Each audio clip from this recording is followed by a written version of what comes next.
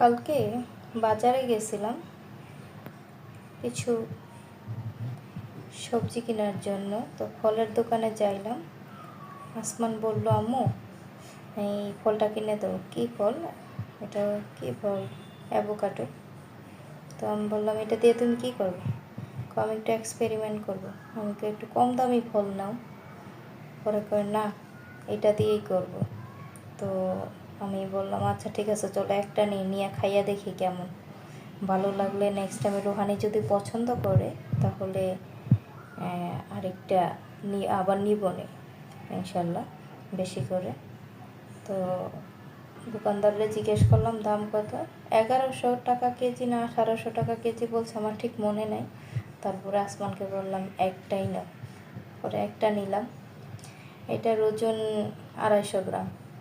তো 250 গ্রামের দাম আসে আপনার 445 টাকা,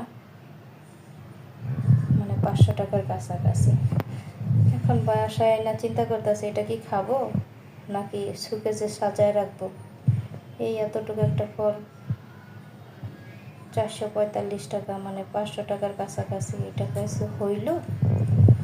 অবশ্যই গাছটা যদি বাংলাদেশে অ্যাভেলেবল হতো তাহলে আমি একটা গাছ লাগাইতাম যেখান থেকে অ্যাভোকাডো হইতো। কি বলেন? আসসালামু আলাইকুম গাইস, পছন্দ করে একটা অ্যাভোকাডো আনছিলাম। আম্মুরে দেখেন পানিতে ভিজিয়ে রাখছে। এটাও সব সবজি ফল আনলেই আম্মু খালি পানিতে ভিজিয়ে রাখে।